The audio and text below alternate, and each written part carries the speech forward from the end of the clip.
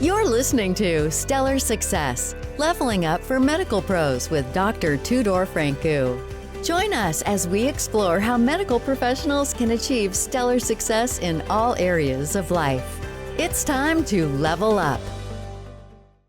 This is Stellar Success Podcast. I'm your host, Dr. Tudor Francu, and I have the pleasure of having here with me a great friend, a very successful professional, and someone who can share his beliefs of what it means to be successful.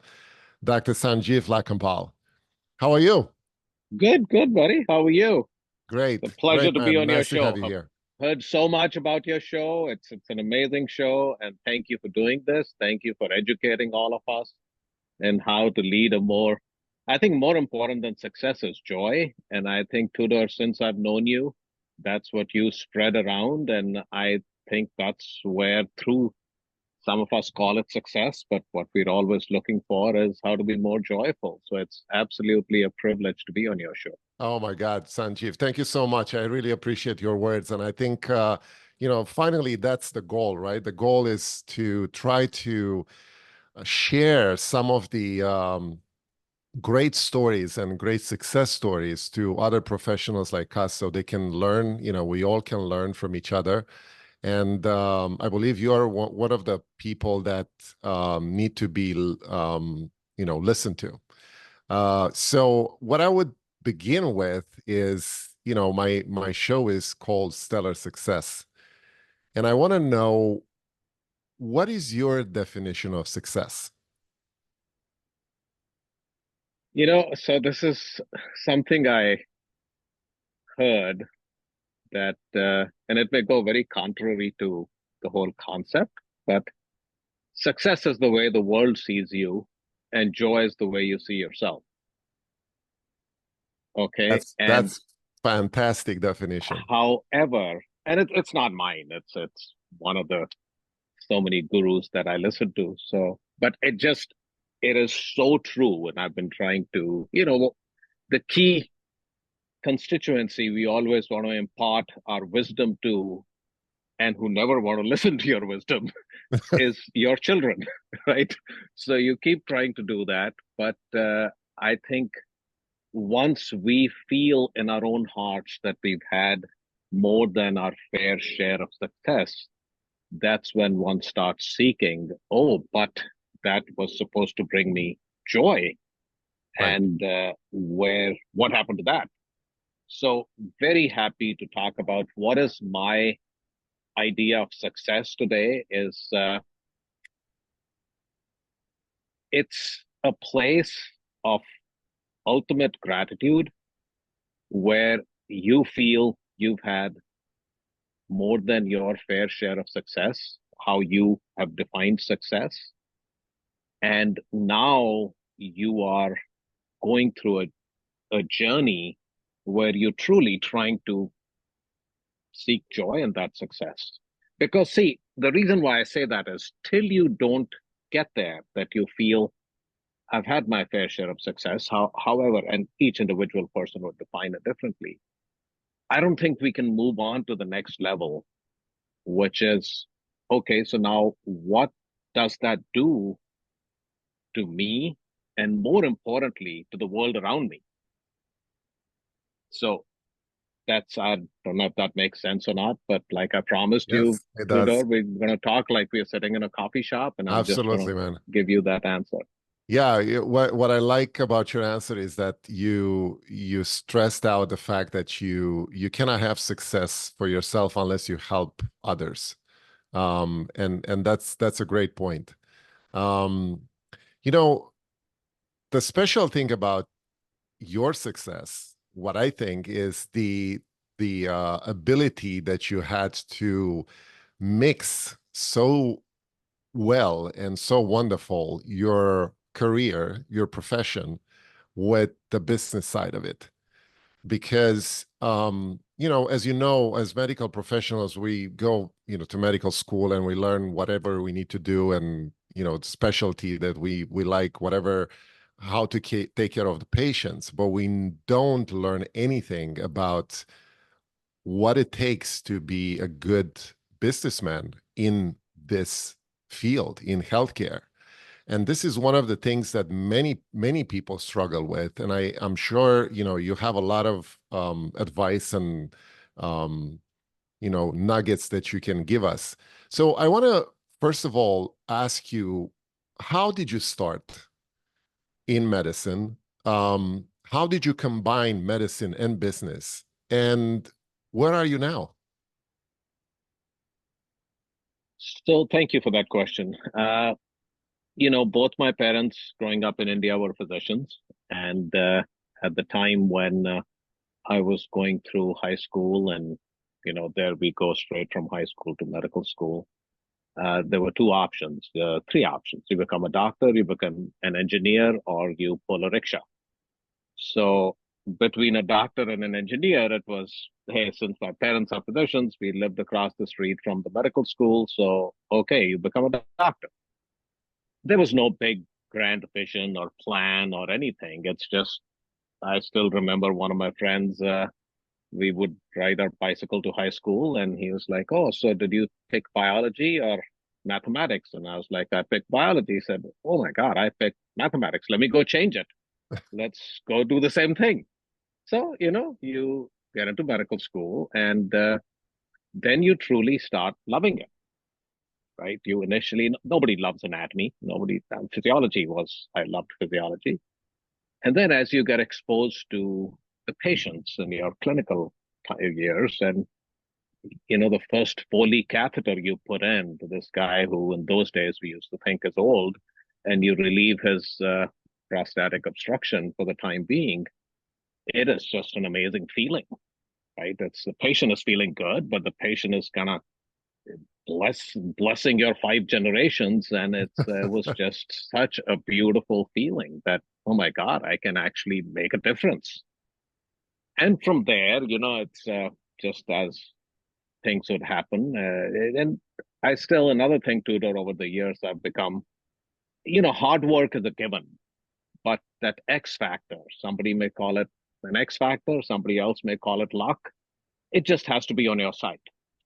It's like another, analogy somebody was telling me, or two analogies I'll give here, which are all relevant to what we are talking about, is that, you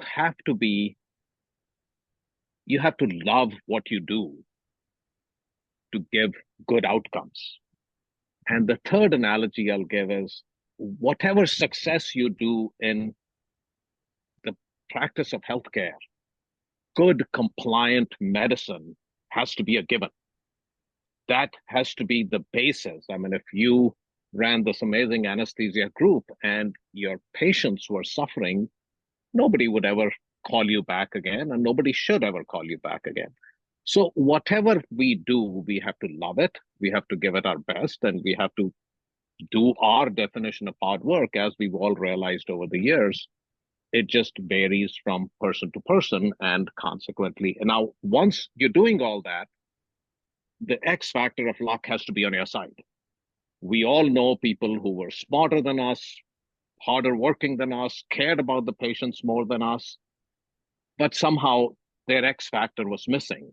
Mm-hmm. And it's not like we were any better. It's just somebody was looking out for us better, and it worked out better. So starting from India, I came here. My whole goal was to win the Nobel Prize in cardiac surgery, something to do with cardiac surgery. So started my career. I finished my post-graduation in India as well, and then came here, did my general surgery again. I started in the beautiful Bronx, as a lot of the foreign medical graduates wanting to do surgery. We had two options, either the Bronx or Henry Ford in Detroit, and started in the Bronx. But then the beautiful thing about America is that if you show people that you are willing to work hard, you are given a chance. When you just come in and you have a strange accent, you wear your clothes different, all that is there. But the absolute spectacular thing about our adopted motherland is that, if you're good, hardworking, you're given plenty of opportunities, not just by the powers to be, also by the patients who would let you operate on them. So, with the blessings of everybody, I finished my cardiac surgery at the University of Minnesota and then moved back to the DC area, started my cardiac practice here, enjoyed cardiac surgery for the first 15 years, and then purely again by the X factor, got introduced to a new field that was coming up at that time of venous insufficiency. And at that time, the field was wide open. I still say to this day that from whether what you do is technically challenging or not at that time, you just have to have the humility of learning a new field. And I think I had surrounded myself with some good people who had that humility. We all started learning the field. Again, nature, creator granted us success as we started going that way. And we expanded into outpatient vascular care. And today, between our two organizations, say it very humbly, we are the largest provider of outpatient venous care, especially in the country. That's amazing. That's an amazing journey. And just for the listeners, Thank you. I want to congratulate you for creating such an amazing company that helps basically outpatient treating venous insufficiency. So you you went to medical school, you learned cardiac surgery, you practiced cardiac surgery, but you hadn't had any training in business. How did you cope with starting a company like that? How did you develop the business plan and came up with the idea of basically creating a franchise type of business that goes around the country and opens up centers like that? So you're absolutely right. I have no business training. And I would still come back with a very simple answer to that. And most people, business people, will disagree with me. That business is ultimately Tudor, it's about winning somebody's trust. And so step one is you got to be able to deliver. You got to be able to win somebody's trust. And then comes the final stage where you have to be willing to be able to scale, right? So winning somebody's trust is what medicine teaches us from day one, right? If you can't approach the patient and can't win the patient's trust, then you're done. And what the patient is trying to look for in you is no different than someday your chief operating officer or your chief financial officer is looking for in you. Are you a good, trustworthy person? Will you deliver on your promise or not? The patient is not asking for a 20-year guarantee. They go in for cardiac surgery. At that time, they're just, hey, is this guy, they're going to look you in the eyes, and is this guy going to be an honest, safe person for me? So that equation never changes. It just continues like that. What seriously changes? So if I was to tell you the biggest challenge I had was when you're dealing with a patient, and all surgeons I've met have had that challenge, all interventionists, let me change that. You, by definition, have to be a micromanager, right? A perfect surgeon is a perfect micromanager who's going to choose every stitch that he puts in, Right. that it's got to be at the right place, at the right time. And most of us feel nobody can do it better than us, right? So I have good friends who have operated on their mother, father. I have an OBGYN friend who delivered his sister's child because he was so confident that nobody can do it better than me. Okay. Now comes the problem of scaling. If you're always going to do it yourself, there is no way you can scale. And that is, I think, a roadblock for so many interventionists to want to grow. I mean, so what we have is not a franchise, it's a centrally owned model. And we do go acquire practices. The number one challenge I see when somebody is, it's giving up control, that, oh, somebody else can also do it as good as me. And by the way, I can still manage quality, yet deliver the same kind of results to my patients as if I was doing it myself. So in scaling, that is, there's this book I read a long time ago, which is What Got You Here Ain't Gonna Get You There. This is the unlearning of that micromanagement is really what a lot of physicians need. So going from 1 to 2 offices is fine because you can go half day in one office, half day in the other office. Going from 2 to 6 offices is okay because you can still go around and meet everybody. But going to 10, 12 offices where now you have to trust a mid-level manager to manage for you is where I think most people fail. Or at that time they choose, hey, I'm doing pretty well, I don't need to grow there. So that Yeah, was, at least in my development, the biggest challenge. it's very interesting what you said right now, because the conclusion is that it's all in your mindset. And this is very important for someone, like us, that needs to start to learn how to think big and give up control. Like you said, trust the other partners or people to scale up and develop the mindset to a bigger mindset, basically. It's a wonderful quote that says, you need to start to learn to shoot for the moon, because even if you don't reach it, you're going to be among the stars. Yep. So it's a perfect analogy you made, that you can scale such a business just by thinking big, and not big, but bigger. Yep. Um, Yeah.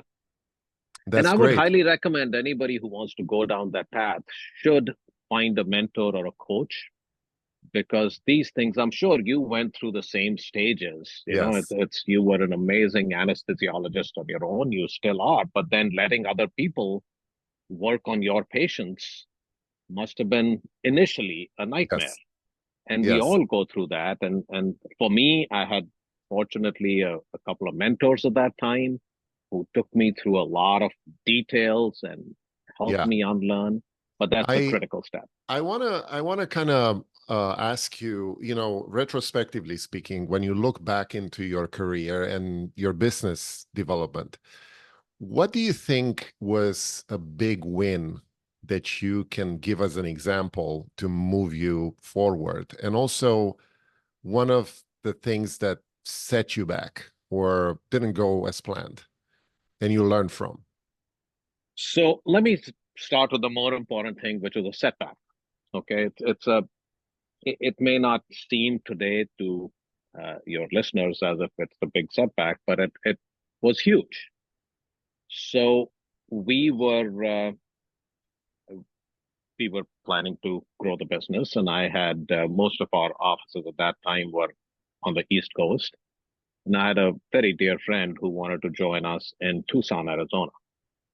And this was early on in our development. For the first time, I had a real serious board, which again, for a surgeon to listen to somebody else, God forbid. But, when you select the board members yourself, and I knew that they're better at business than me. I Uh, see. and so that's, again, a big thing. It's a cliche. Surround Yeah, yourself by people who are better than you. exactly. You must. Now, they'll be better in different fields, and then you've got to give weightage to whatever they're saying. So let's go back to the question here, that I really wanted to go acquire this fantastic business in Tucson. And my board members, who had all, by that time, these guys had developed $1 billion companies, they were like, Sanjeev, why do you want to go that far? You've got so much opportunity just right here on the Amtrak corridor. Just stay here. Oh, no, I know this guy and he's going to be great for us, blah, blah, blah. So in the end, they were good, kind people. They were like, okay, we just, as long as our objection is noted, uh, you go ahead and do it. So they voted and they've said, go ahead and do it. Uh, However, when I went there again, my flight got diverted. I had to stay in Chicago for a night. Next night, I had to stay in Phoenix. It just so happened it was almost like the cosmos is telling me that, hey, listen, Don't go you there. dumb idiot. And same thing happened, we tried to go to China. It was like a big ego thing that I'm going to open an office in China when opening an office 20 miles away in Glen Burnie was the right answer. So I think those are the kind of lessons one learns. But what's the bigger lesson out of this? I think the bigger lesson out of this is you must have people on your board, or people, whether you want to call it a board or not, people who advise you, who have done this over and over again, and whom you truly respect, who I see. deep in your heart are better than you. Yes. So that's one Those thing where I think it helped me. And I'll tell you, another episode was where we had made our first, we had had our first big year, and another one of my mentors who used to help me with the billing also at that time, he was like, Sanjeev, I'm not going to bill for you starting tomorrow till you come and show me what are your expenses like. So we were good friends, and I was like, and he said that there could be a company that makes $1 million and spends 1,000,001, and there could be a company that makes $100 and spends 50. You'd rather be a company that makes $100 and spends 50 rather than a company that makes 1 million and spends 1,000,001. right. So I think those very basic elementary business lessons are pretty damn good. Interesting. Very interesting.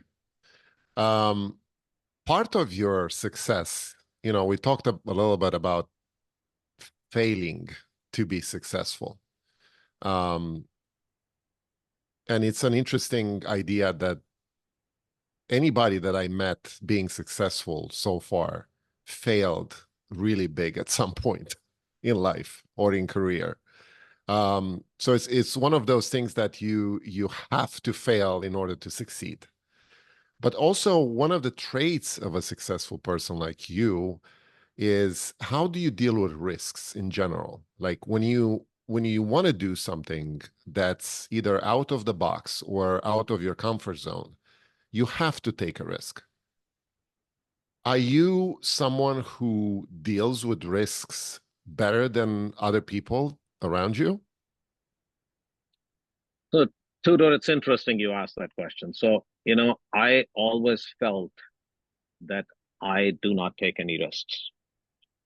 And it's only time I found out that I'm off the charts in the risk taking arena is when I got a personality test done. And that personality test came back as, oh my God, you are like way Off the out charts. there. Okay. And I just did not get it. I, in fact, I'm a cheap guy. So to have somebody read that personality test, I had to pay an extra $100. So before I was not going to pay that extra $100, but once that came out, I was like, oh my God, there's a error here. So I paid that extra $100. See, I think most entrepreneurs are wired in a way that they feel so confident about something that in their mind, they're just not taking a risk, right? So, okay, I'm going to go open an office in China. I'm going to keep my costs so down. And if I lose it, okay, my kids still get to go to college. So what's the big deal? Right. And since that time, I have talked to a few people in that area that people who feel they're taking a risk don't take a risk. You and I are wired in a way that, I'm sure when you started this podcast, an anesthesiologist turned entrepreneur doing a podcast, right? You don't think there's any risk in it. Hey, I'll get people like Sanjeev and we'll shoot the breeze. What's the big deal about it? To somebody else, they would think 200 times, oh my God, what's going to happen? I'm going to take so much risk. Yeah. So that's at least the way I look at risk is that, if you ask me to sing tomorrow, I'll say I cannot take that risk. But opening another few offices, I Yeah. don't just see the risk in it. Yeah, I would say it's the confidence that you have of knowing what you know best to open businesses, to open offices. You're confident in your model. You're confident in your success, so far. So I think you portray that around you. And I think, sometimes the universe comes back to you and says, I think you're doing really well. Let's open another office. That's honestly after my discussions with this psychologist. That's the thing I reached. That Yeah, it's and then keeping the costs low. That's the other big thing that you can take the risk. So yeah. why not? Um, Sanjiv, you obviously have a certain way of being successful so far. You have your own recipe, so to speak. Do you have any skills or habits or routines daily that you do that fit into that model of yours? So let me answer that differently. It's not about see success is again. I just feel uncomfortable being called successful. It's just what the universe has given. So to to answer your question, what are the routines that I think it's you're taught from early on that hey, you got to. It leads to a boring person, but you got to sleep on time. You got to get up early in the morning. You got to work out early in the morning because after that, you've got to the day takes over. So for me, if you say, hey, can you work out at 5 p.m., the day has taken over at that time, right? Your meeting starts, a meeting goes longer, a patient goes longer. You're doing a podcast. That's right. So, and our most important asset amongst all our assets is our health, both our psychological health and our physical health. That's So, very first important. thing in the morning, we got to get that out of the way. So, if you want to go do your prayers, you want to meditate, you want to work Your out, sound is off, I all think. that needs to be done in my mind first thing in the morning. You give Okay. yourself, depending on the stage of career that you're in, whether you do it for half hour or you do it for 2 hours, the older we get, the more we need it. That is step one. I see. During that time, I feel, and everybody who I have liked to follow, I see so much gratitude in them that everything is, somebody goes slaps them, they will turn around and say, thank you so much for this. Oh my God, this was an amazing slap. I know it sounds dumb, but it's only people who are grateful to the universe around them who can spread joy. And we all want to, those days of asshole CEOs, I don't know, sorry if I'm using the wrong word, but bad people who are just, they're over. Thank God they're over. It's about people now want to work with people who they enjoy working with. And this cannot be that I'm just going to show you that I enjoy it. They really have to care for you. So I think to get there, having this hour and a half, 2 hours to yourself in taking care of your health and being grateful to the universe around you, those are the two key things that I feel one has to have in their routine. And the rest is like, to each his own. Interesting. Yeah, that's a great point you made. I'm gonna switch gears a little bit here, and the fact that you own a business of this amplitude as a medical professional, you are, someone who obviously delegated a lot of the tasks and trust people to do it the right way.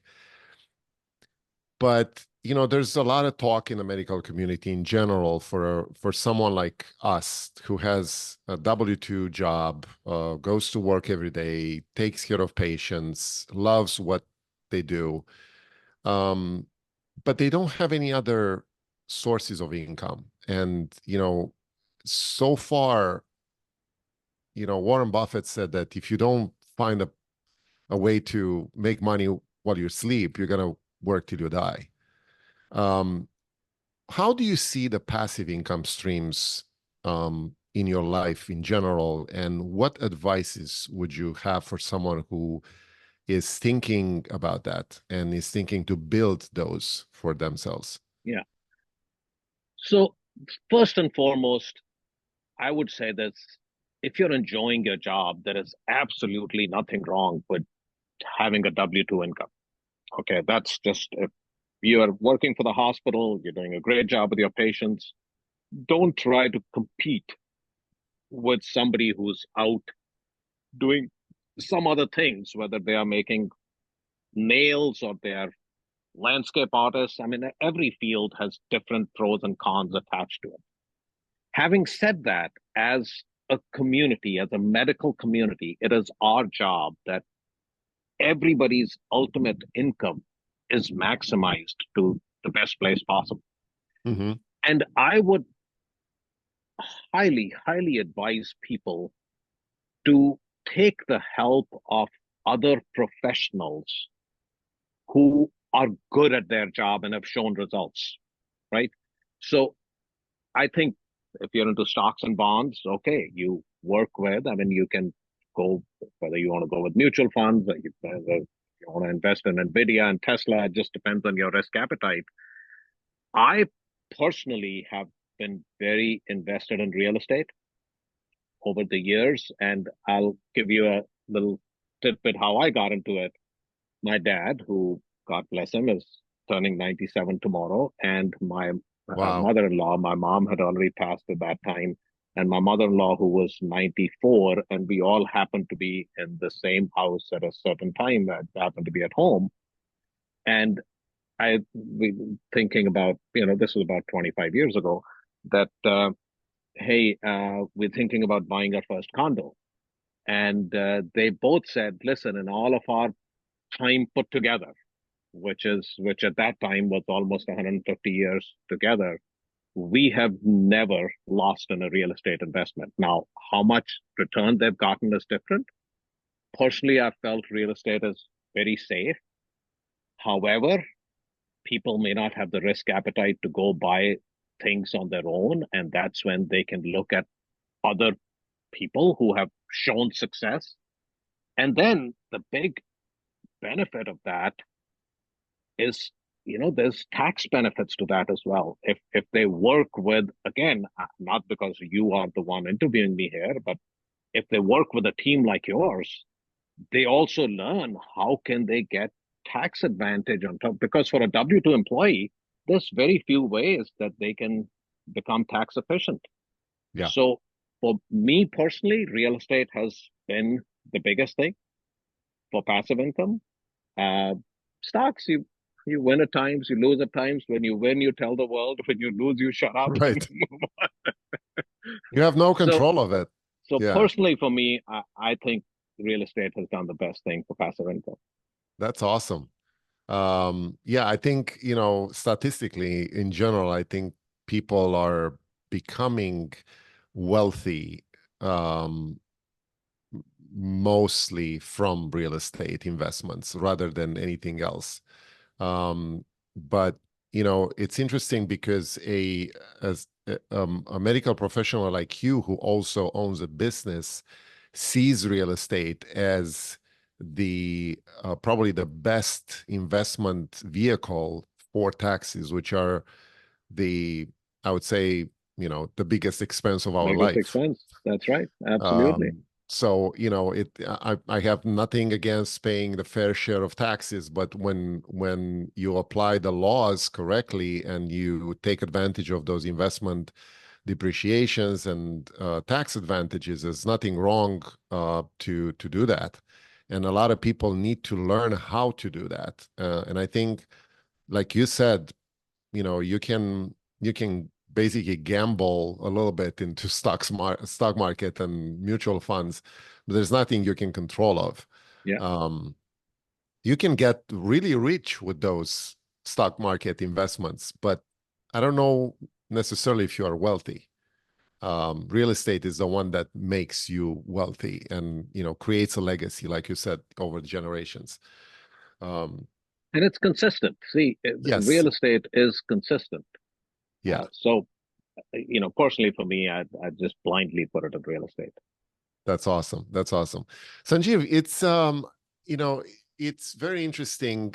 Um, Something that I want to kind of share with the listeners and try to get a sense of your goals in general. Like you are an accomplished physician, you are an accomplished businessman, but you are still going and you are still having goals and you're still reaching out for something bigger each year. What are the things that you're presently thinking about right now at the level that you are? Like what's your next step? So, Tudor, one thing, once a physician, always a physician. You could be whatever's, you know, perceived success one reaches anywhere, and I'm sure I'm saying this for you as well. At the end of the day, our satisfaction will come out of taking care of patients. So for me, because I have been given this opportunity to get into a brand new field, which is again superficial venous disease, deep venous disease, and something which, if you look at the arterial side, we have, looked at the whole arterial system 10 times over. This is a brand new field. Hmm. So my passion is, in addition to growing the multi-site healthcare entity that, I'm leading right now, we have the most amount of research being done in this field anywhere in the world. Wow. We publish more than any university in the world. We have a foundation that really pushes research and publications in the field Hmm. of venous insufficiency and May-Thurner's disease, deep venous interventions. And we have the largest training program for our ABLS, which is the National Association of Venous and Lymphatic Disorders, approved. We train more fellows than the rest of the country combined. Wow. So that is truly my passion. Obviously, we need a, you know, profitable venture to support all this. So if you ask me, Sanjeev, where do you want to take this in the next 5 to 10 years? It's really continuing to lead this field, but also lead it not just as a business leader, but also as, somebody who's supporting all the academic ventures and training of new people. That's awesome. That's a great goal. You know, it's amazing to me how people like you still think, you know, they're at the bigger stage than most of us and they still think bigger Thank you, sir. than most of us. That's wonderful. Um, Sanjeev, what do you like to do for fun? Like how do you spend your day? Give us an example of a daily schedule of yours. You know, outside of work, I'm still trying to figure out what fun is. And I think would love to learn more from you. I mean, I just recently started taking some piano lessons, and the guy was like, "What do you want to play?" I was like, "Buddy, I just need to understand music. I can enjoy listening to music. I just don't get it." So he had to start me off from what happens to the piano note right at the bottom to the top and how it gets, the frequency changes. So Yeah. I'm a novice at most other things. I love playing tennis. I, love the outdoors, do some of the flowers that I'm proudly displaying in the back. I've Yes. planted most of those myself, you Love know, that. got into a little bit of farming and just trying to figure things out. Got myself a new tractor for some Awesome. chickens. I'm going to be a grandfather soon. So for my grandson, I'm getting some gypsy goats. So Nice. peacocks.